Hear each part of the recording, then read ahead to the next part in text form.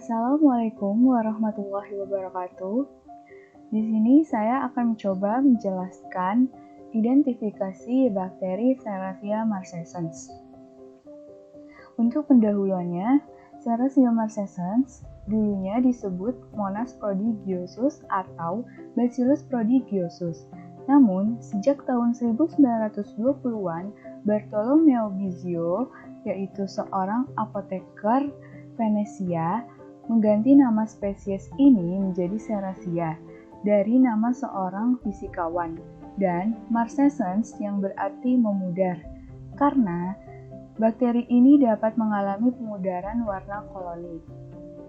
Bakteri ini merupakan bakteri patogen opportunitis, yaitu patogen yang jarang menyebabkan penyakit pada orang-orang yang memiliki imunokompeten, yaitu orang-orang yang memiliki imunitas tubuh yang baik. Untuk klasifikasi, bakteri ini termasuk dalam filum Proteobacteria, kelas Gamma Proteobacteria, ordo Enterobacteriales, famili Enterobacteriaceae, genus Serratia, dan spesies Serratia marcescens. Karakteristik bakteri ini berbentuk batang atau basil, berdiameter 0,5 sampai 0,8 mikrometer dengan panjang 0,9 sampai 2 mikrometer. Bakteri ini termasuk bakteri gram negatif, bergerak aktif atau motil karena memiliki flagel peritrik, kadang-kadang berkapsul. Bakteri ini termasuk fakultatif anaerob, memiliki pigmen merah yang disebut prodigiosin, kemudian dapat tumbuh pada suhu 5-40 derajat Celcius dan pH 5-9. Habitat bakteri ini banyak ditemukan di tanah, air, permukaan tanaman, di sistem pencernaan hewan dan manusia.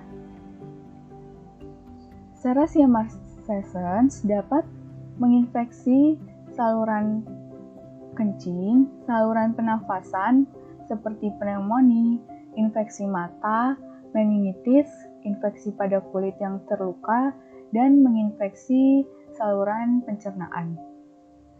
Antibiotik yang digunakan untuk orang yang terinfeksi bakteri ini adalah cephalosporins, gentamicin, dan amikacin. Identifikasi Serratia marcescens. Tujuan untuk melakukan isolasi dan mengidentifikasi bakteri yang ada pada sampel. Alat terdiri dari api Bunsen, ose bulat, ose jarum, korek api, spidol, tabung reaksi, rak tabung reaksi, objek gelas, serta inkubator. Bahan terdiri dari media blood agar, McConkey agar, cat gram, media gula-gula, media Na, media SC, media SIM, reagen COVAX, media TSIA, serta sampel bakteri. Untuk spesimen yang dapat digunakan untuk identifikasi bakteri ini yaitu darah, feses, urin, pus dari luka, sputum, makanan, minuman, air, dan tanah.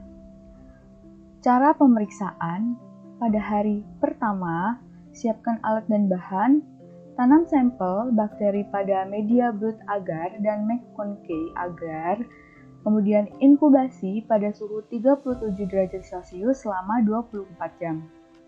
Untuk hari kedua, siapkan alat dan bahan, koloni yang tumbuh pada media blood agar dilakukan pewarnaan gram, dan ditentukan bentuk, warna, dan gramnya. Kemudian koloni yang tumbuh di McConkey agar ditanam dan diuji biokimianya pada media Na, media gula-gula, media TSIA, media SIM, media Simon citrate, dan katalase. Kemudian inkubasi pada suhu 37 derajat Celcius selama 24 jam. Kemudian hari ketiga, diamati perubahan yang terjadi pada uji biokimia. Untuk media SIM, ditambahkan dengan reagen COVAX 2-3 tetes. Kemudian hasil pengamatan dicatat dan disesuaikan dengan tabel biokimia. Hasil Pada media blood agar didapatkan koloni kecil sampai sedang, smooth, keeping berwarna kelabu, kadang-kadang sedikit kemerah-merahan, dan anhemolisis. Pada media McConkey agar didapatkan koloni kecil, smooth, sedikit cembung, tidak berwarna atau berwarna merah muda.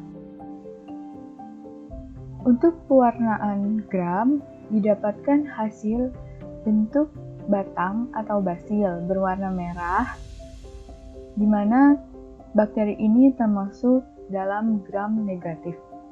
Kemudian uji biokimia. Pada media Na, bakteri ini tumbuh dan menghasilkan pigmen merah. Pada media gula-gula, didapatkan hasil positif pada tabung glukosa, manitol, maltosa, dan sukrosa, di mana terjadi perubahan warna kuning pada tabung, sedangkan pada tabung laktosa tetap berwarna merah. Yang berarti bakteri ini dapat memfermentasi glukosa, manitol, maltosa, dan sukrosa. Pada media TSIA didapatkan hasil pada media berwarna merah pada lereng media. Ini. Kemudian pada dasar media berwarna kuning. Yang berarti bakteri ini hanya memfermentasi glukosa. Kemudian H2S negatif yang ditunjukkan tidak adanya endapan hitam pada media. Yang berarti bakteri ini tidak memfermentasi metionin dan sistein. Kemudian gas negatif yang ditunjukkan dengan media tidak terangkat. Di sini media tidak terangkat atau tidak pecah, yang berarti bakteri ini tidak membentuk gas CO2. Kemudian pada media SIM, sulfit negatif yang ditunjukkan dengan tidak adanya endapan hitam pada media SIM, yang berarti bakteri ini tidak memproduksi H2S. Kemudian indol negatif yang ditunjukkan dengan tidak adanya cincin merah, tidak ada cincin merah pada media setelah penambahan reagen COVAX, yang berarti bakteri ini tidak membentuk indol. Dan motil positif ditunjukkan dengan adanya kabut yang menyebar pada garis tusuk, yang berarti bakteri ini bersifat motil atau bergerak. Kemudian pada media simon sitrat didapatkan hasil positif yang ditunjukkan dengan terjadinya perubahan warna biru pada media, ini warna biru, yang berarti bakteri ini menggunakan sitrat sebagai sumber karbon. Kemudian pada uji katalase didapatkan hasil positif yang ditunjukkan dengan terbentuknya gelembung-gelembung gas, yang berarti bakteri ini menghasilkan enzim katalase yang mengubah hidrogen menjadi H2O dan O2. Peranan bakteri Serratia marcescens. 1. Pernah digunakan sebagai pelacak bakteri dalam operasi militer Amerika Serikat. 2. Penyebab infeksi saluran pencernaan. 3. Sebagai zat untuk pengolahan limbah udang atau zat kitin. 4. Penghasil pigmen alami. 5. Sebagai anti jamur. Terima kasih, kurang lebihnya mohon maaf. Wassalamualaikum warahmatullahi wabarakatuh.